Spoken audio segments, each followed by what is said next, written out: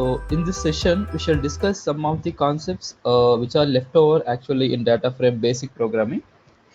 So I will try to show, explain all those concepts, and from the next session onwards, we are going to deal directly with the use cases. Okay.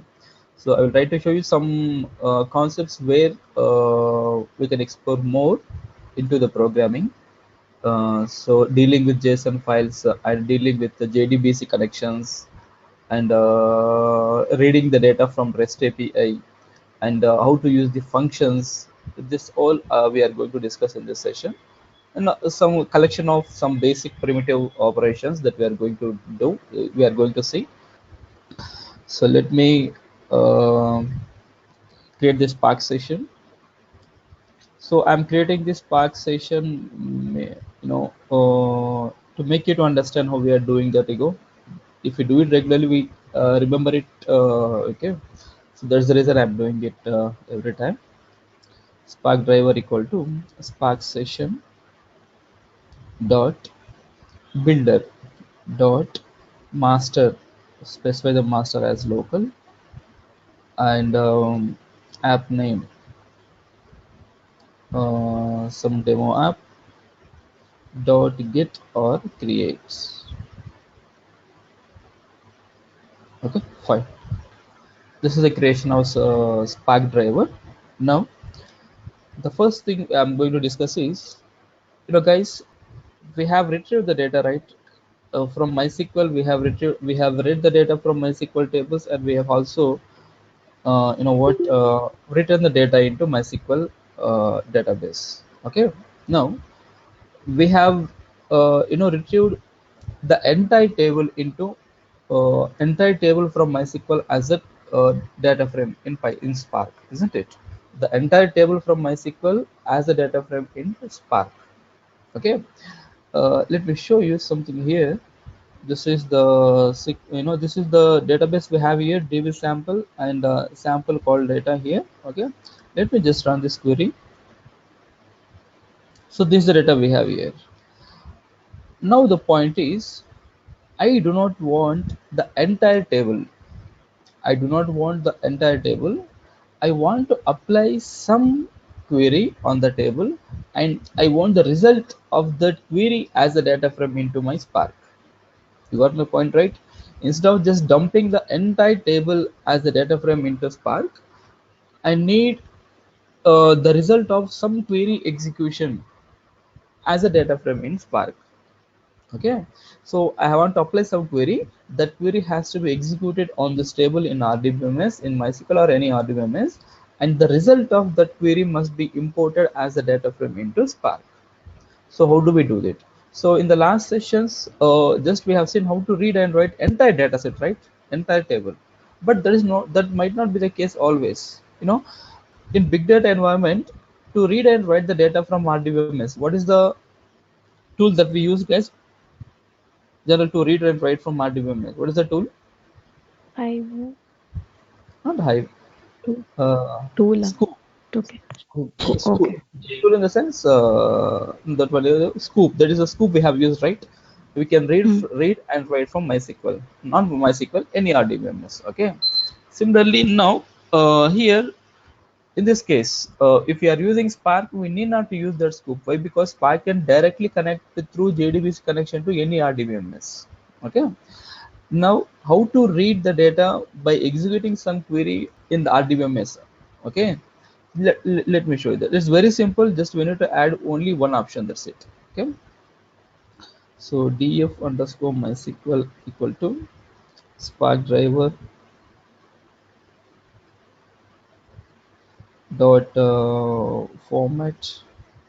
Sorry, read dot format JDBC. Okay, and we pass some options here. Options of URL. First thing option. JDBC colon MySQL colon / localhost colon 3306.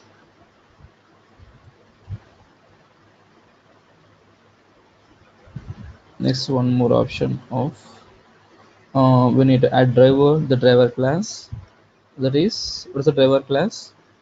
com.mysql.jdbc.driver. Okay, fine. Next is one more option. So like we're having providing options here, exactly we can provide option, one more option called as query here, guys. We can provide one more option called as simply query, and we can pass the query whatever the query that we want. Okay, that's what we are going to see now. Password, and password is nothing here. Now just I'm trying to show you this, guys. Just try to understand. DB table, what's the table? DB sample, this is the database, and this is a table name called data. Option of, so if you want to get the query of a some result of some query as a data frame, you can add this option as some query. Okay, just you can pass it as query, and you can do like this. Select what call as, right, let me try this, count of star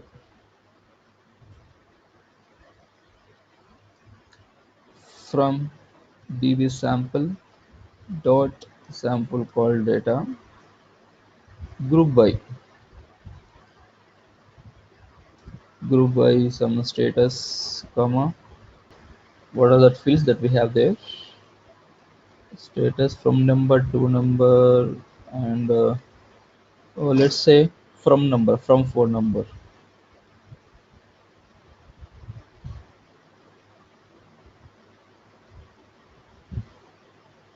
Sorry, from underscore phone underscore number. That's it, guys.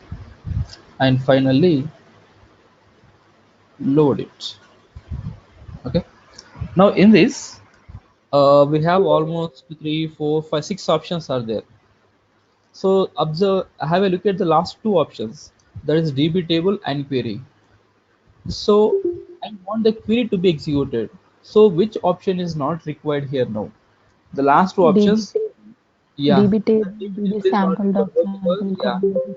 yeah, from the query already we are mentioning the table name, Table database name. name, and the query to be executed, so we need not to have this db table again. Okay, so if you want to read the entire table, just go with that, otherwise this option is not required. Okay, just I'm deleting this entire option. That's it, guys. Okay, I think I need to add one configuration here, right? I need to add the library of MySQL connector. Config. What is the option that we have to pass here? Spark.jars.packages. We need to pass the coordinates, group ID. Group ID is MySQL. MySQL hyphen connector hyphen Java, and the version is 5.1.44. Okay, so we are going to do like this. Fine. That's it, guys. Very simple. And let me print this data frame, df underscore mysql dot show. Karna, Yeah, please. sir, you forgot the single quotation, that the jar file 5.1.44. Fine. Yeah. Is it fine? Everything is fine. Did I In do any typing in the mistake query here? also. In the query, yeah, there are some missings in double quote. That's fine. I think this should be fine now. Now we shall run the query. I think it is running. So now what happens is this query will be executed on the server side, not in Spark. Okay, this query is going to be executed on the server side, and only the result is going to be created as a data frame. Result of that query. Okay, server side execution of queries. Okay, remember that. Even when we use scoop also. Okay, when we use scoop also, the same thing is going to happen there. Okay, this is the result we got here.